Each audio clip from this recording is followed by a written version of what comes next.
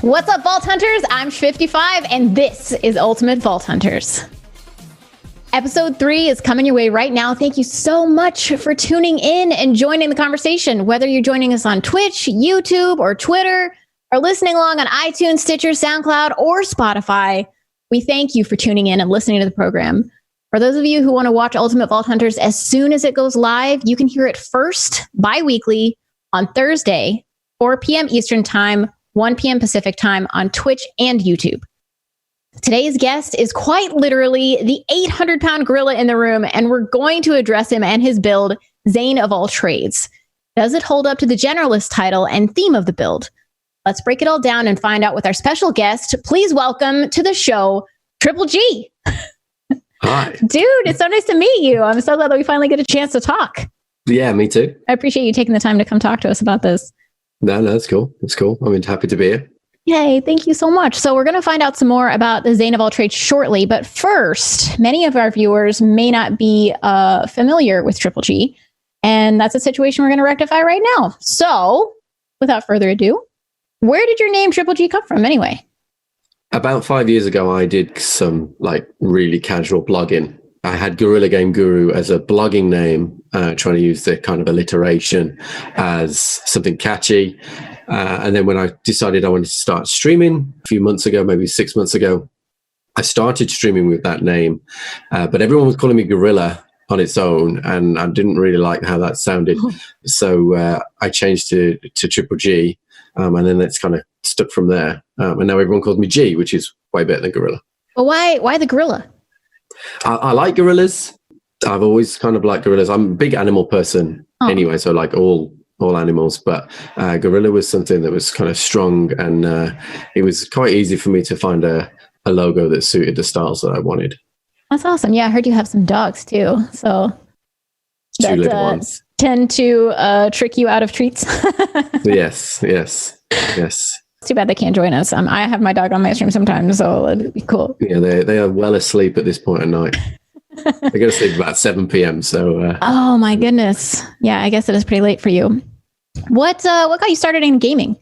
I always enjoyed gaming. To be honest with you, I had a Commodore 64. Was my first ever gaming on a tape drive with numbers. If anybody's probably not old enough to remember those, really. I think it was Moonraker and Arkanoid was what some of the first games I played.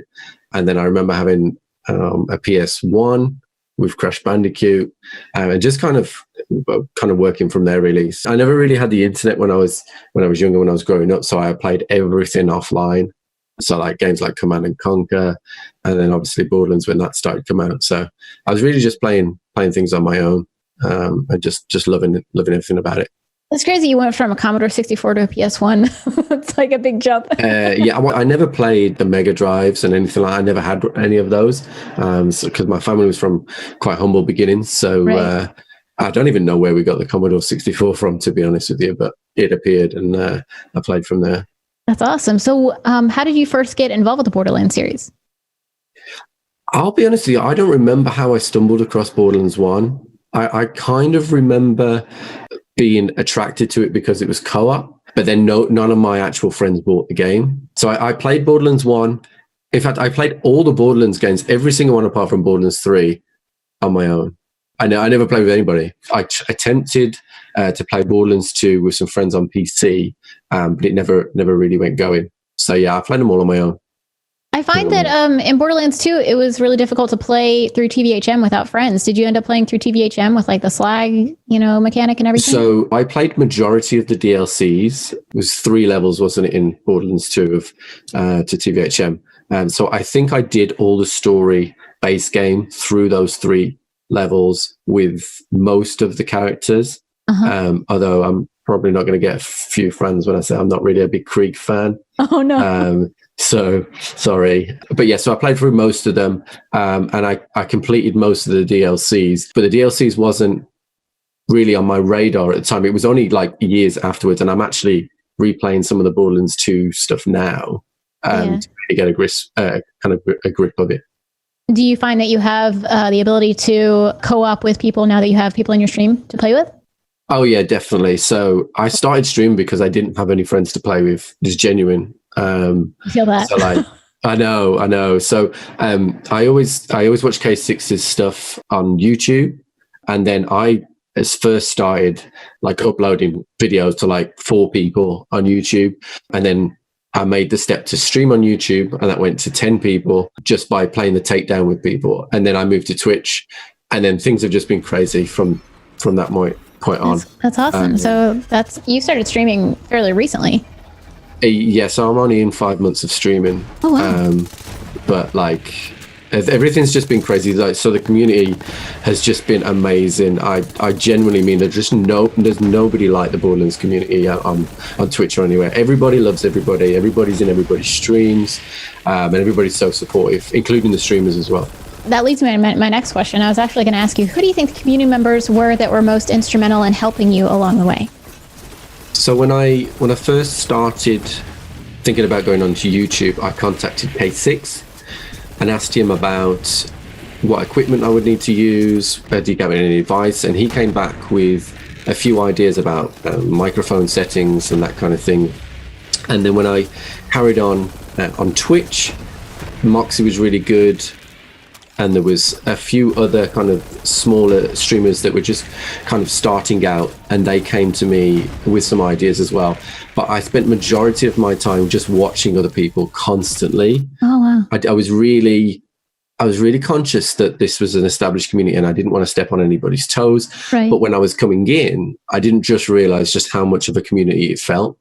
So it was actually a little bit of wasted time, because I didn't need to worry about stepping on anybody's toes. And it was just about finding the segment and the slot time for me, and then working out what does the community need. So I really wanted to be that guy that bridged the gap from the casual player to the hardcore player by both letting people play with me so they could experience that hard content, and providing like the weapons and the guns and stuff that they just couldn't get to help them enjoy the content further. That's awesome. Do you think that their build styles had any influence on yours? So I had no idea what Ricochet Witch was, for example, on Moxie's stream. So that was just mind blowing. It's insane, right? It's just it is absolutely insane. There was a few builds that I'd never seen before, like Ricochet Witch. Lazy's Data's Phase Zerker was brilliant. I really liked K6's Mo Zerker as well. So there was a few things that the interactions between, like the hidden interactions in skill trees, that just by watching other streamers, people were talking about. In my profession, I work on analytics, so I try not to do that so much on stream, because if I want to appeal to casual people, then I need to keep it casual in my stream and in my builds. So whilst I acknowledge the techie kind of nerdy side of the builds, I try to keep it simple on stream, so that, because kind of that's my kind of UHP, I suppose. That's cool that you kind of bridge that gap. I like how you are a hardcore player, but you try to be open to all, which is really, really awesome. It's a good way to include everyone, I think. How do you think the other broadcasters and other YouTubers and community members assisted you on your journey to where you are now? So Thick Fillet was really good with me. He gave me some tips on storytelling for YouTube. So my YouTube is only really starting out. So there's a lot to do there. Right. But in terms of Twitch, like I said, I just kind of watch people, and there's loads of resources out there as well. Right. That I really enjoyed, just sitting there, just scrolling through on YouTube. That's cool that you sort of like bridge the gap between your job and your stream job as well. So like using one in order to make the other one work. That's pretty neat. Yeah. Just analyzing everything. That's pretty cool. On to characters. What characters did you main in Borderlands? Borderlands 2, we heard you don't like Krieg. Borderlands pre-sequel, if you played it. What do you main in Borderlands 3? Just give me all your favorite characters. Borderlands 1 was Morty all the way, hands down, by far. I did enjoy Roland. I'm not a massive Melee fan, so I liked Brick, but he was okay. He was just okay. And I just didn't like Lilith in Borderlands 1. I'm sorry. It felt like a bit it felt like a bit of a chore with Lilith, whereas the other characters like If you ever go back and play Borderlands 1, the auto aim in Borderlands 1 is crazy. So Is like for Morty, you could just literally quick scope everybody in the game, and you felt like the best player in the world. Nice. So I really enjoyed Morty in Borderlands 1. Borderlands 2, I was a Maya main. All right, you get a little bit back on that one. You won a few brownie points.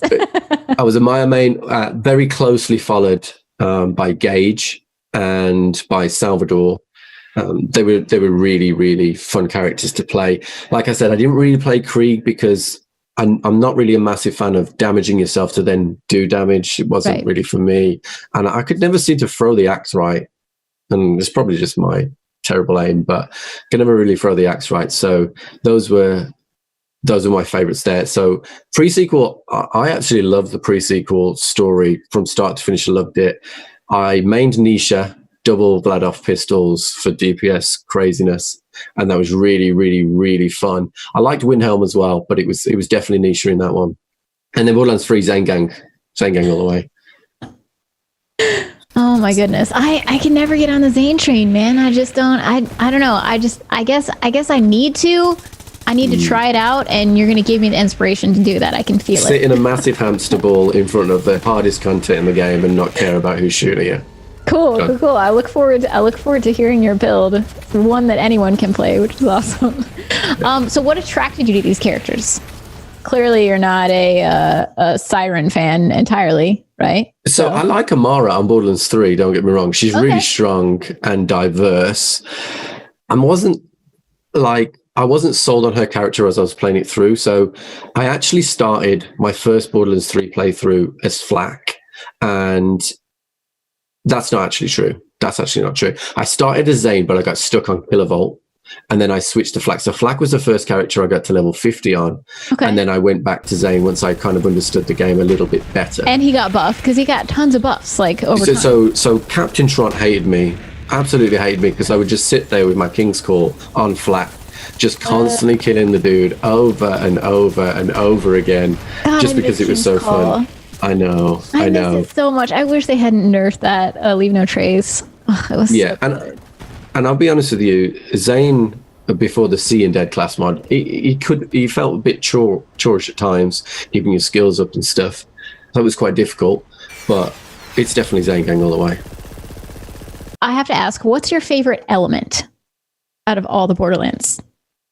So Radiation's the strongest one in my opinion. It works in so many ways, and combining it with Zane's anointments with Cryo, you just have a mixture of elements that just pretty much melt everything that you can come across. So that's why he is just such a relaxing character, even in the most, like the bridge on the takedown. You can just stand in the middle and you just don't care. Awesome. Yeah, I really like I did like Radiation for Flak. I've gone back and forth with it for me anyway. I don't know what it's like on Zane. I still need to get on Zane Gang, but yeah, I do love Radiation as well. It's really cool. What element will be featured prominently in Zane of all trades? Will it be Radiation?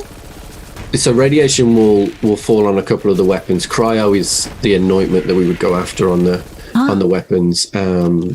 And we won't use ASCs on the grenade and shield because we'll use movement speed and on grenade thrown. For those of us at home who don't know what ASC means, could you please tell us? Action skill end. So we don't ever lose our skills, so we don't need ASCs. Gotcha. Okay, that makes sense. Interesting sorts of things that people don't think about if they're playing other characters. Like for me with Flak, like I play and have to use my action skill all the time. Like I'm just trying to get my action skill back. That you use yours indefinitely, right? Like it's never ending. So if you play the character the way it's designed to be played, you'll probably in a normal Maliwan takedown run lose your skills twice, and that's right next to the vending machines when you want them to. Wow. Okay. Cool. This is enlightening. I'm very excited to learn more about this. Before we delve deeper into Borderlands 3, what are some fond memories of builds that you've had in previous Borderlands games? So because I didn't have the internet when I was playing through Borderlands 1, 2, and the pre-sequel, there's not a lot of builds that are kind of recognized as names. So I was a sniper build in Morty, Right. and I was just an all elements build in Maya. But I know there's like Zombie Maya and other builds now that are kind of recognized, but that wasn't really me. So the first time that I really started to look into builds was when I was in the pre-sequel, and I got Ziggy D's dual pistol build that was on YouTube and used that. And that's when I kind of was enlightened, and I went back and replayed Borderlands 2, and then looking at some of the YouTubers kind of builds and realizing that the whole world had just been open to me because I'd just been kind of making it up as I went along, and not really realizing there was like these secret little synergies between skills. That's where it's at, right? We learned that with Moxie as well, that the synergies just really make a build pop. Yeah. Speaking of builds, what's the spark, do you think, that leads you to creating a full build? So I've made quite a few builds since I started streaming. And I'll be honest with you, most of the builds start off with one idea and they end up in another. In particular, this Zane build, because if you look at other people's builds, people always go min-max for like damage or survivability. Right. But this build is all about kind of in that kind of in between where you want to stay alive and you want to still do damage. So I kind of focused on that as kind of where this build was going to go. But in other builds in the past, we've done a Mose that started off with a certain shield and then completely went off in another direction. So sometimes my community will come with ideas and then we'll kind of embellish those ideas and see how far they'll take them. But I think if you just like randomly put skill points around, you have to be very lucky to find a build that works without a cornerstone of this is what I want it to do, or this is the gear I want it to be around. Do you think, this is totally out of left field, but like, do you think you can make like a glass cannon Zane build that would just destroy everything but die like really fast? Just like use a shield, but just like murder everything. Yeah, so there are some kind of rocket launcher builds out there that literally, because everything dies so fast, you don't really have to worry about it. So you could fire a plague bearer over the bridge at the Malawan takedown, and everyone's dead before you even walk up there. Wow. And you've got the antifreeze class mod where you can do insane damage to bosses. But at the moment, you either do lots of mob damage or lots and lots of boss damage, but getting the in-between is what this build was all about, and just being able to just tackle anything that you want, really. When you are making a full build, do you focus more on roles, such as like support, melee, or range damage, or speed running? So this particular build was about... I suppose it's a support, but it's a support for yourself, because if you're alive in the Malawan takedown, you are supporting everybody else, because the white mechanic means you have to go back to the start. Yeah. There's a melee is a difficult one. I've never really loved melee, so making a melee build wasn't really for me. But I have made builds in the past where it's just all about a ton of survivability. We have a Mose build that can get to nearly 300,000 shields as we go through. So wow. We have done it. It just can be difficult if you really want to stick to it, because you'll experience things across the way. Anointments will be changed, so the build might move into different directions. I was going to ask you next, are there some specific builds that are crafted around weapons, like weapons or gear, skill tree talents, anointments, things like that? So Zane's signature weapon is the redistributor, because of how the relationship works with the amped shield. So those are people that don't know, the redistributor every 7th shot is amped, but if you use the hamster ball, for want of a better word, on Zane, every time the bullet goes through that amped shield, every single bullet is amped. So, and those amped shots are obviously more damage, and when they chain to another enemy, that's actually more damage still. Wow. So you can use one big enemy like a heavyweight to kill all the enemies around that heavyweight just by using the chains to just pass through enemies, and it is like popping candy just everywhere. Wow, that's how I feel when I use my OPQ 390. Just like pop, pop, pop, pop. I don't get on with that weapon; it kills me too much. Oh, really? You get too close? Are you more close range with Zane? Well, you just get stuck in. So you just get stuck in. You don't care about who's next to you, what's going on. So I found when I first started using it, I would flick to it for maybe I caught on the reload, so I'd flick to it and have somebody right in my face, and I was dead. Oh no. See, sometimes I use that to my advantage though. Like if I have like a protuberance or something, I use it to get my shields back with the transformer. So I don't know. I wonder if the OPQ system would do the same thing because it does a shock like every like seventh bullet or something. Yeah, so the OPQ system, if you don't use the action skill end anointments on your grenade and your shield, it won't actually kill you. But if you use like an action skill and cryo or an action skill and fire, that action skill end will splash damage you and kill you. So whilst you've got a transformer on, you'll charge your shield, but that extra 100% damage now, I think it is, will kill you. Huh. Well, now I know why I just died in my game that I was just playing. Oops. Okay, well, cool. That answers questions for me. You're teaching me, so this is awesome. So what would you say is the most single important aspect of creating a successful build? So you've got to test it. You've got to test it because everybody puts skill points everywhere, but you've got to push it against the hardest content in the game, and then you've got to also try and account for the casual player, because some of the items that we'll go through a little bit later are some pinnacle weapons in the game, or they're a role that just, is very, very hard to obtain. So you've got to account for people that don't have that much investment in the game, so people like dads and people that only can grab an hour at a time. So what I like to do is say, okay, this is the top range and what you like, but there are also these other weapons that will work just as fine, but you might need to tweak down the mayhems to do it if you don't have the time to invest. Cool. What do you think the overall theme of the Zane of all trades is? It is literally like a plug in and play. As easy as plugging in and play, because once you're spec'd in, and as long as you got something that's fast firing to keep your skills up, you don't really have to worry about much because you're not going to die. So it's just a case of being accurate and shooting. Cool. All right, so let's dive right into the Zane of all trades. I'm really excited to see the skill tree. So if you could walk me through as like a new person coming to the game, like how would you put these skill points in here?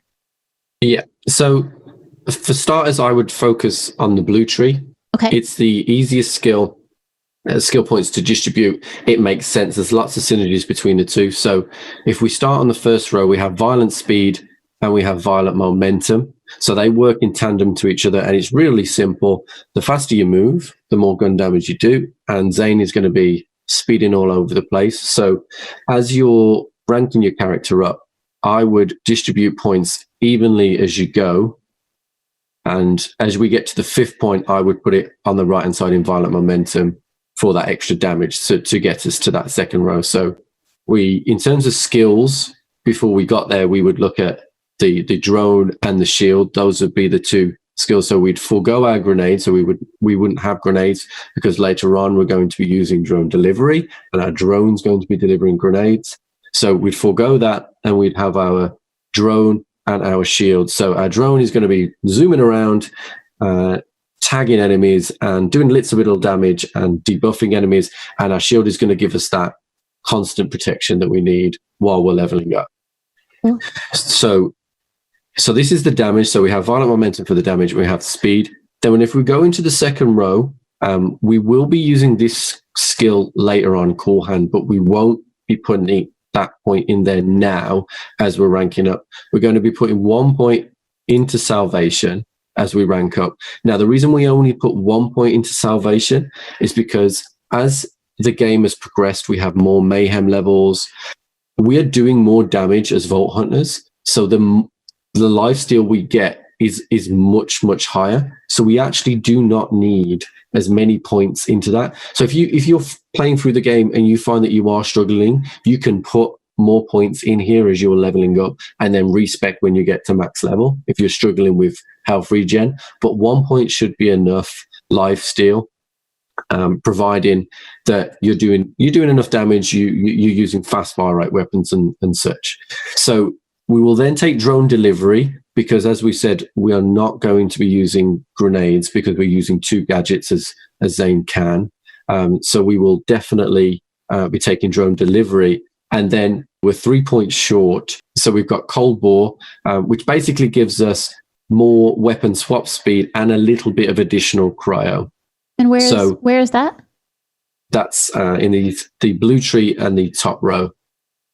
Okay. So we're Cool. going. So we're going to be. We're going to be flicking through. So as you're ranking up as a character, you're going to get your 5 points into violent speed and violent momentum split across the two skills. So I prefer to go 2 in violent speed and 3 in violent momentum as I was ranking up. We would then put a point into salvation to give us our health regen and a point into drone delivery. Then you have kind of 2 choices. My preferred option would be, let's get some more cryo damage from Cold Bore, and then from Cool Hand, we'll get some reload speed. And then as we move down the kind of blue tree, you'll see that we need to get to Death Follows Close. And that's when we go back up as we're leveling up, and we put more points into violent speed, just 1 more point. So we've got 3 in violent speed and 3 in violent momentum. This opens up a couple of things. So it opens up Death Follows Close, which will give us extra skill duration and extra skill bonus of 25%, which is really good. So we'll definitely be taking that. And then what we will do is we'll take Bad Dose. It will give us some more movement speed, which will synergize with our violent momentum and violent speed, as well as it'll do a little bit of beam damage, but that's not the real cause that we're taking it. And then, as I said, so this is about revisiting the top points as you're leveling up. So then we would go back, we'd put a little bit more in violent speed, a little bit more in violent momentum. We're constantly updating our damage as we're going up the levels as a character. And then by the end, we'll have 5 points in each. And then that unlocks our next row, which is our 2 really, really good skills in the blue tree. So we have Violent Violence and Playing Dirty. So at the moment, as we're leveling up, I'd probably put 2 into Violent Violence and 3 into Playing Dirty to get us to Good Misfortune. We would put 1 point into Good Misfortune. So Good Misfortune is a really, really, really good skill for Zane. It will allow us to, every time we kill an enemy, we will get some action skill duration returning. So this is part of the reason why we constantly can keep our skills up. I see. So it's a really good skill. And then again, into the theme of how we're doing. At this point, once we've got this skill, if you're a solo player, I would recommend going left into the green tree and picking up Adrenaline or Hearty Stock, depending on the type of character you're building. If you prefer to have shield capacity, then you can pick up Hearty Stock. I actually prefer to pick up Adrenaline because when you're mobbing a Zane, there are times the game naturally gives you space for you to gather ammo, and then you could be waiting for your skills to come back, or you could have just mistimed how you're using Zane and you've lost your skills. So I prefer to use Adrenaline and get your skills back as fast as possible. Even though this build is about constantly having your skills, there are times where you're going to lose skills, or you might enter fight for your life. And the way Zane is programmed, you don't lose your drone when you go into fight for life, but you do lose your shield. So you will get your shield back faster if you use Adrenaline rather than using Hearty Stock.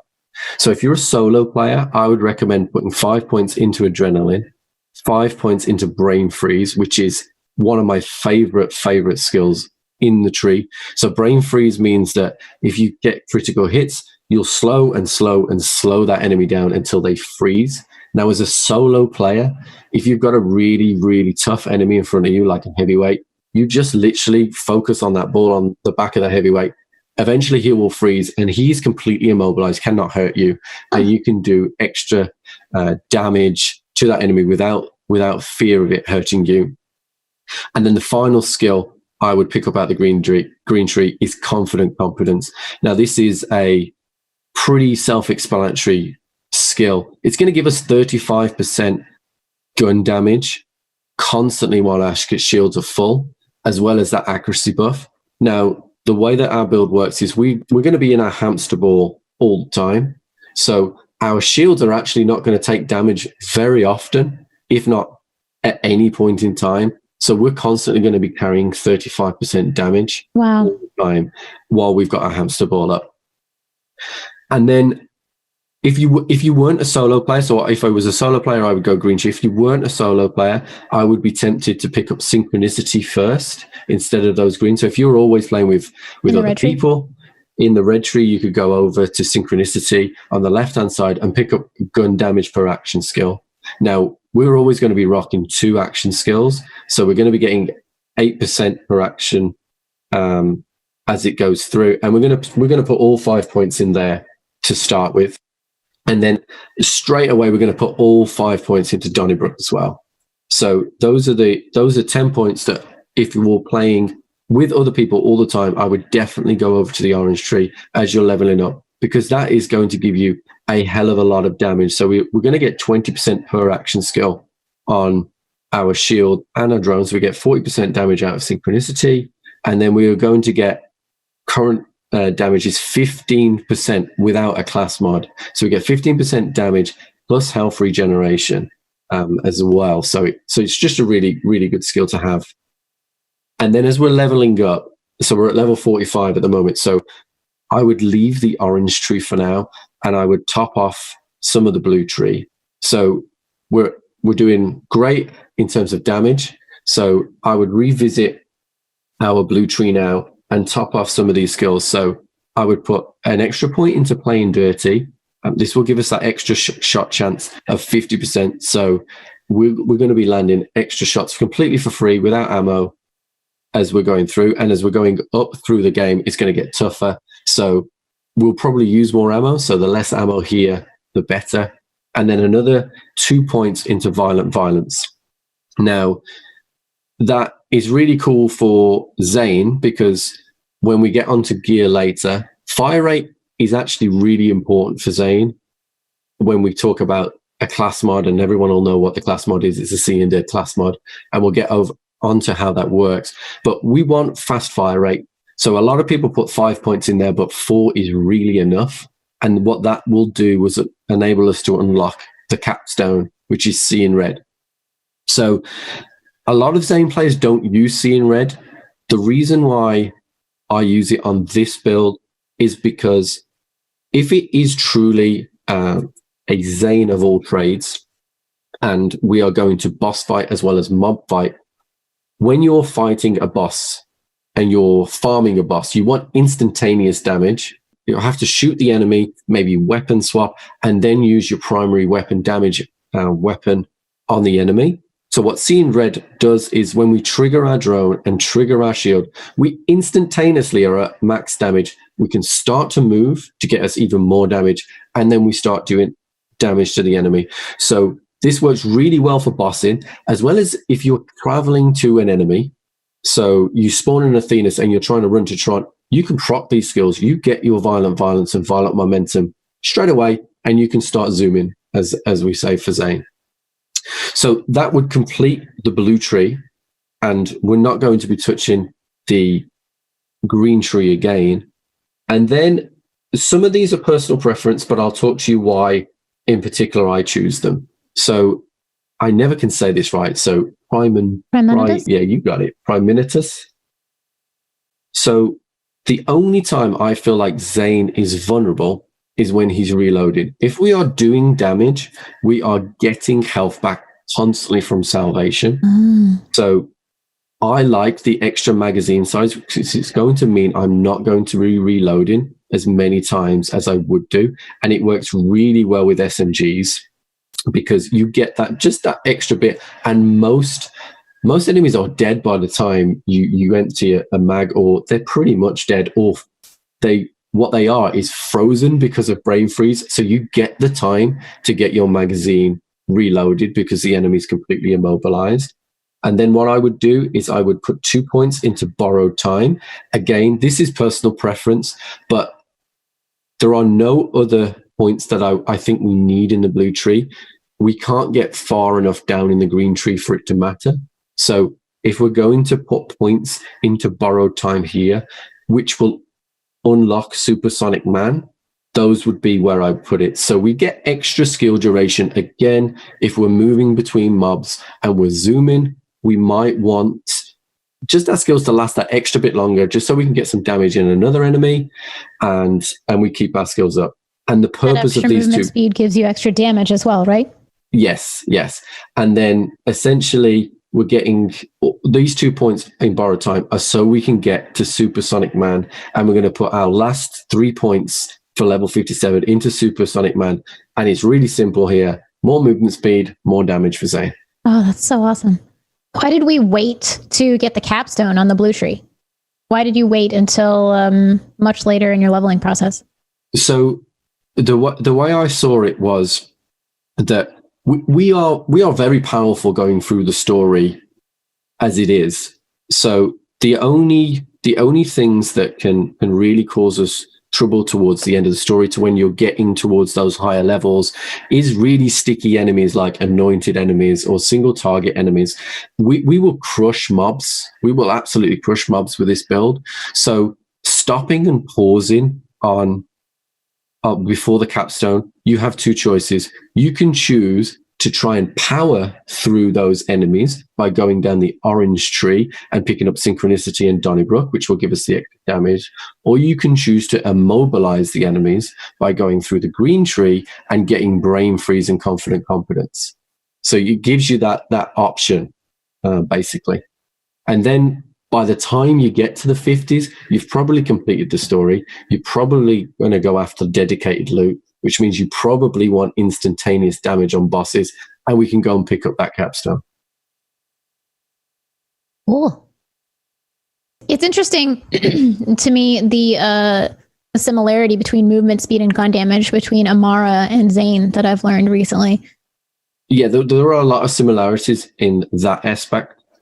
Amara's great because she has the diversity of lots of different elements. Zane is, because of his anointments, is triggered around cryo, and his damage mainly through his trees is instantaneous through his actual bullets and essentially through his grenades, whereas Amara's would potentially use ASEs and elemental status effects. And now, which skill augments did you say that we're going to be using? Did you say bad dose? Yeah, so we're going to be using Bad Dose and Static Field in the blue tree as the two blue trees. So Bad Dose obviously gives us a little bit more movement speed, and Static Field will basically just replenish your shield by using the drone now and again. Now, you don't have to use Static Field. You could use Winter's Drone, but I prefer Static Field for the tougher bits of content, because if your shield does drop, so for example, sometimes splash damage can get through your barrier. So you do have a barrier up, but you have lost shield. Static Field will bring your shield back faster, therefore giving you Confident Competence back quicker, and therefore giving you that extra 35% damage. And does Static Field then synergize with Adrenaline as well? Which bonus based on the amount of shield he has? Is action skill cooldown rate? Yes. Basically, yes. And then in terms of the green tree, I preferred using Charge Relay. Again, more movement speed, more reload time every time people touches the barrier. So this is a build where you are just going to run into content. You do not care about how many enemies around you. Think of the Malawan takedown bridge. Just literally jump in, have fun, shoot, and you're going to kill everything around you. Things are going to run into you. Every time things run into you, you're going to get more movement speed, which is more damage, a little bit of reload speed as well.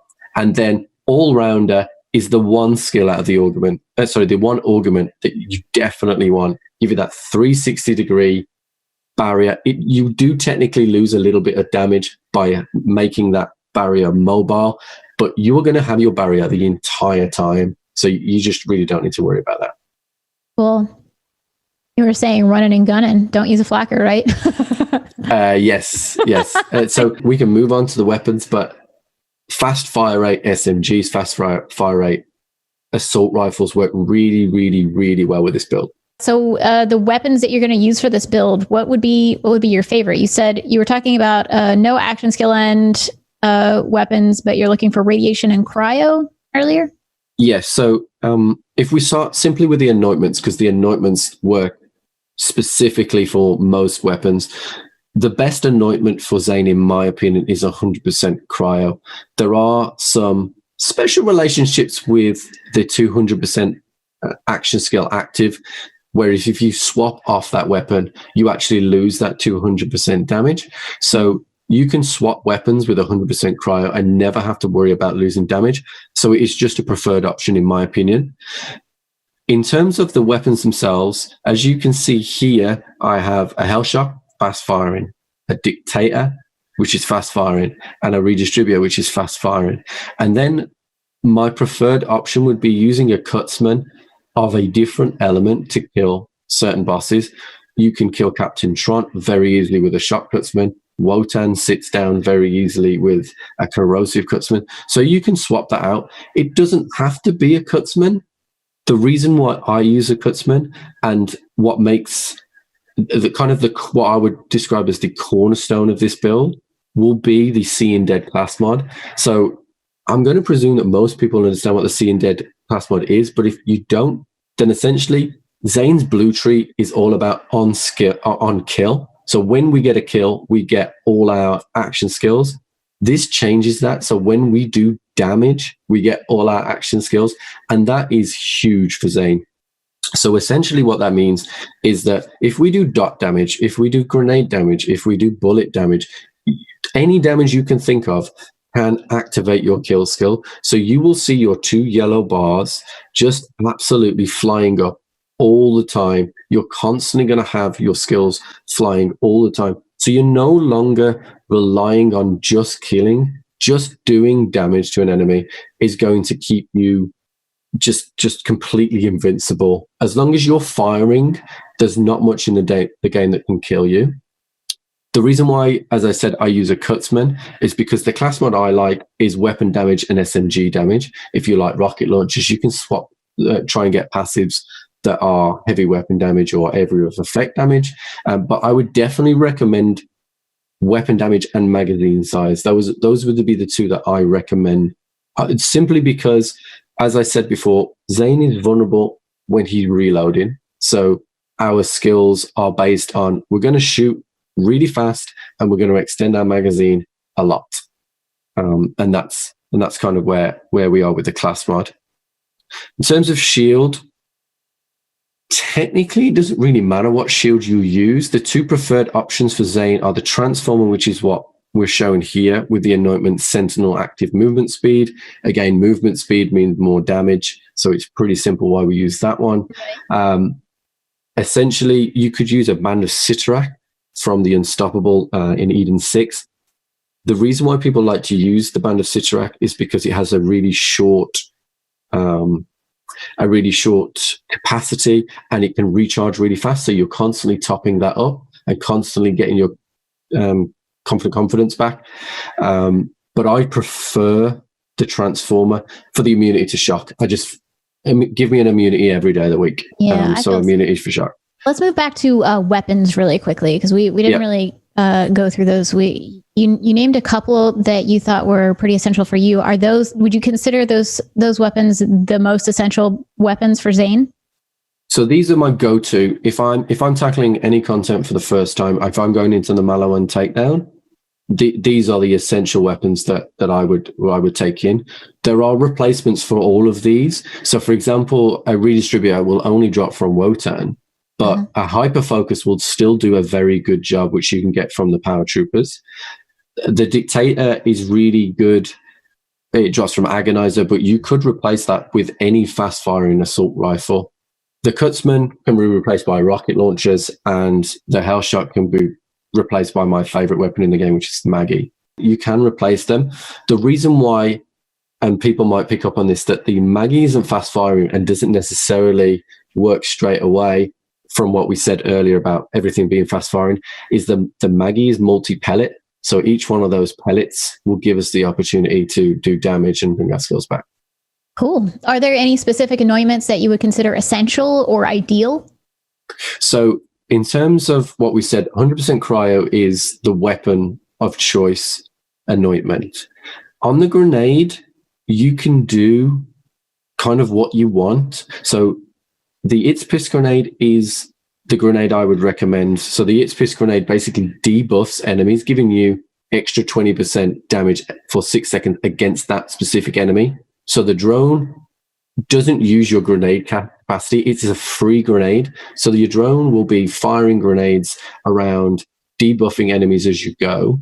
And then when you combine that with the amount of on-grenade thrown, essentially what you're doing is you're getting 45% damage on one single target. But if you're not shooting at that enemy that that the drone has targeted, you're still getting 25% every 6 seconds. Oh, sorry, for 6 seconds when the drone is firing them up. Okay, so wow, this is a whole lot to think about. Yeah. What would you say the build excels at? Do you think it's best at just mobbing, boss fights, support, speedrunning? As we try to make a balanced build, I would say it's pretty balanced, but it's probably 60-40 to mobbing. Zane is excellent at mobbing, and when you pair it with the redistributor, which will chain through to multiple enemies, you'll just chew through the bridge or content that's got loads of enemies close together. And about the skill tree that we went over, I wanted to ask you a couple of questions. In the Hitman on the blue tree, I noticed that you put very few points into several talents, such as Salvation and Cool Hand. Yeah. Was this just to get them as an action skill for the additional bonuses? So basically, yes, we want the kill skill of the health regen. And it's nice to have the reload speed, because if we do have to reload, it's nice to do it fast. Or if we have to switch weapons, it's nice to have them switch back. But because we do so much more damage now, because the weapons have been increased through Mayhem 10, we actually don't need that many points into Salvation. It is just literally, we want health regen, so we put 1 point into those skills, or we want reload speed, and we put 1 point into there. We don't need 3 or 4 points into those. We can utilize those points elsewhere. Cool. If you cryoed somebody, is it the same as brain freeze? Yes, it's exactly the same. It's exactly the same. So if you use a cryo weapon, you will freeze people really quickly. So if you use the redistribute, which has 100% cryo, you could be shooting them for maybe 2-3 seconds max, and most targets are going to freeze, and you will completely immobilize them very quickly. So do you feel that at present, the talents you only put 1 point into warrant that sort of investment? Yeah, because we are getting much more from the other kind of segments within the trees. So I wouldn't really want to move many skills in the trees without losing too much. So I feel like the only skill in the tree that you could potentially move points out of into warrant is borrowed time. But I just personally prefer that if I'm going to get my skills, I want them to potentially last longer. And if I'm going to lose them, then I would want them back faster with adrenaline. Mm. If you could put different points in a different area, or if you had 3 extra points, where would you put them? If I had 3 extra points, I would probably put them into the blue tree. So I would top off Violent Violence and potentially add some more into Cold Bore and Cool Hand would be potentially where I would go. But they would definitely be into the blue tree to make that more effective. We don't use the drone in the orange tree, so none of these skills really synergize with this build, and you would have to go pretty far down the green tree to really get anything of worth, and 3 points wouldn't get us there. Yeah, that's true. You'd have to take some out of your blue tree. For sure. And that is a very full tree. Yeah. What do you think the Gearbox could do to make talents such as Salvation and Cool Hand more attractive to invest more points into? I think what potentially could put people off is on Salvation is the fact that it only says 3% damage dealt. But when you actually follow that through and look at the amount of damage that you're doing to the enemy, it is actually a very, very good skill. And you would only shoot people for a couple of seconds to get full health back. And then Cold Bore and potentially Cool Hand, they're not the most attractive. People go after damage, they go after health regen, and they go after movement speed because it's Zane. But not a lot of people think about when the build's not quite working, when you're in between mobs, when you might be stuttering through. So getting that extra reload speed if you haven't quite killed an enemy, or getting swapping to another weapon when you're in a boss fight, just getting that extra little bit of speed, it actually can add up. And it's things that if we want to remain true to a balanced build, we do need to try a little bit of everything. Ooh. What kind of artifact would you use? So there are 2 artifacts that I would choose. The Icebreaker Victory Rush is my preferred option because it synergizes really well with Zane, because Icebreaker being that if we freeze an enemy, and we will do that pretty often, we're going to get extra 35% damage here. And then Victory Rush, if you're tackling the hardest content in the game, you're going to be coming across badasses quite often. So we're going to be carrying that 80% that 18% quite often, as well as extra movement speed, which synergizes well with Zane. The other option that I would look at is the Pearl, which basically, if you're hitting consecutive hits into an enemy, your damage will build up over time, and therefore once it's fully charged, I think it's 150% now. So you can get that from DLC 2 as a quest reward. So as long as you've got the DLCs, you can get the Pearl artifact, but the Icebreaker Victory Rush can just drop from the real world without the DLCs. Oh, wonderful recommendations. I use the Pearl and I love it. Yeah. Very highly recommended. What Guardian rank talents should players focus on to get the most bonus stats for this build? So if it's about movement speed and gun damage, this is what Zane's about. So I would definitely look at those 2. But because we've made such a balanced build, you don't have to concentrate too much into Guardian rank, and I would recommend just an even distribution. Probably we don't need melee damage. We're not really ever going to be getting using our melee as much. So I would just recommend movement speed, gun damage, and reload speed. The reload is just a personal favorite of mine because I never want to reload slow. Yeah, you were talking about how you need that lifesteal, and when you're reloading, that's when you're most vulnerable, right? So yes, that makes sense. So essentially, if you're weak, so you've only got a little bit of health left, and you're caught on a reload, that's probably when you're most likely to go into fight for your life. So if you can get that reload back faster, hit that damage quicker, we're going to get to full health and not go into fight for life. Cool. Are there any Guardian rank talents that a player should disable in this build? So a lot of people at the moment have been disabling the talent Armageddon. We're not going to be applying status effects like Amara would or some other characters too much. We're only really going to be dealing with radiation and cryo. So we don't really put that much stress on the game in terms of Armageddon. So there isn't really anything that I would turn off on this build. Cool. How did you test this build? Did you test in the firing range, Grave Ward, Tron? So I always test all my builds on Athena's. Because it's just nice and straight. You can chew through, and then you get Tron at the end to see whether you can mix it up with the boss kills. So I always love to start with Athena, see how fast we can kill the enemies. Mob. Yeah, if we can make it between enemies with the amount of the time it takes for us to run and our skills kind of depleting. And then once we've taken it from there, we would go into the pinnacle content like the takedowns and just see how it goes. Now, of course, with the takedowns, you'll need the right gear because you need the right elements and stuff. But as I said earlier, if you carry a redistributor and a little bit of corrosive, maybe a Kurtzman or a rocket launcher, you'll be fine to take on the Maliwan takedown for sure. What were some of your initial impressions when you first tested this build? I was really fast. That was the first impressions, and very quickly you're tempted to, because you can kill enemies really quickly when you're mobbing, you're tempted to go to like the smaller enemies with the smaller health pools and just kill, and then go to the next one and just kill. But actually, if you concentrate on the thicker heavyweights, your amped damage is much more powerful when it's chaining than it is your initial from gun to enemy. So I sometimes pick the frostbite enemies where I'm not going to get so much damage on him. So it's going to take me longer to kill that guy, but I'm going to kill everybody around him with the chains. So I actually save a little bit of ammunition by just picking a guy that's actually immune to half of my damage that I'm dealing. Huh. Interesting. Okay. So you're very zoomy and you go after the big guys first. Yes. Like it. Okay. I'm getting used to this build. I'm gonna try this out.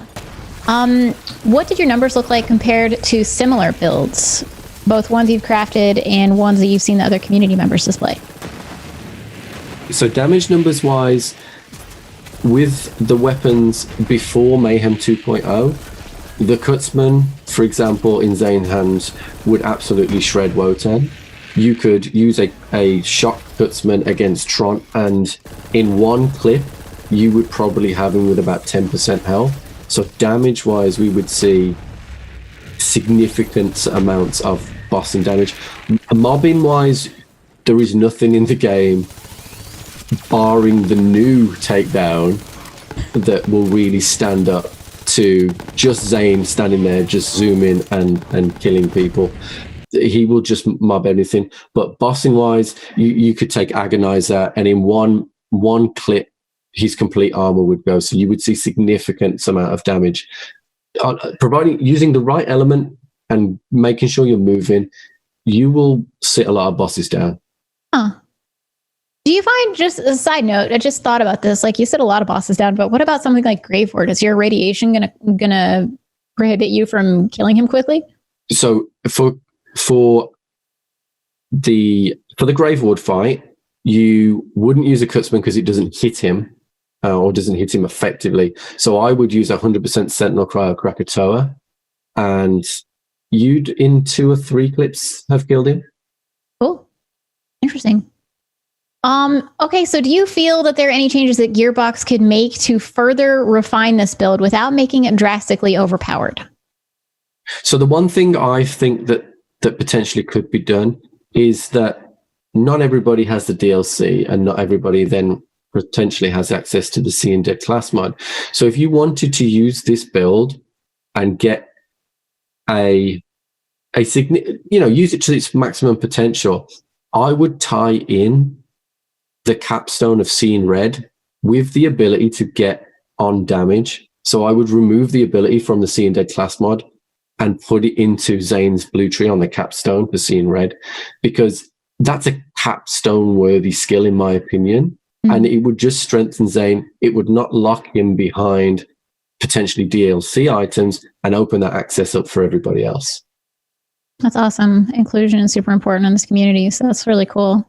I feel bad when there are things like that. There's really good class mods in DLC 1 that I used to use for Flak. So that's really cool. I like that idea a lot, actually. So I think that's it. We've gone over everything. Can you, Triple G or G, can you give me a teaser of maybe another build that you could discuss next time we have you on the program? Yes. So we finished a build on Mose, Kick-Ass Mose, it's called. She's basically invincible without losing any of her damage. So we combined one of the new anointments that was introduced with the cartel, which is Action Skill Start, with some of her capstones in Mose, and then combine that with a Bloodletter, and every time you get a kill, your shield just goes up and up. So the current personal best, and if you would like to challenge me to it, the current personal best is 245,000 shield. And that's the highest that we've got while farming Scrap Trap. So essentially, unless you shoot yourself with a yellow cake, you're not going to die. Wow. And then you just do insane amount of damage with Moses splash damage. It's brilliant. It's one of my favorites. Cool. I can't wait to see that one. We'll have to have you on again to check out Moses' build. Ooh. Okay, so that about wraps it up. Thank you so much for everybody for joining us on the show. Thank you, Triple G, for being here. And Triple G, where can we find you? So I stream 5 times a week, Thursday, Friday, Saturday, Sunday, and Monday. The weekdays I stream from 4 o'clock UK time, and the weekends I stream from midday UK time. So we stream from anywhere between 4 and 5 hours. So anyone's more than welcome to catch us on Twitch, or we have a YouTube as well, all under Triple G. Triple G. And how do you spell that? So my Twitch is triple_G with a Z, but the Z is silent. But my YouTube is literally just triple_G. Cool. Fantastic. All right. Triple G, thank you for providing us with a high-level Zane build that truly does apply to people of all trades. I hereby declare you an ultimate Vault Hunter. Thank you very much.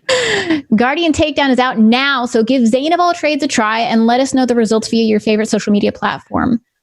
Thank you so much for joining us, and we will see you in 2 weeks on Thursday, July 9th on Twitch, Twitter, YouTube, Facebook, iTunes, Stitcher, Spotify, and SoundCloud at 4 p.m. Eastern Time, 1 p.m. Pacific Time. Happy looting to all you Ultimate Vault Hunters out there.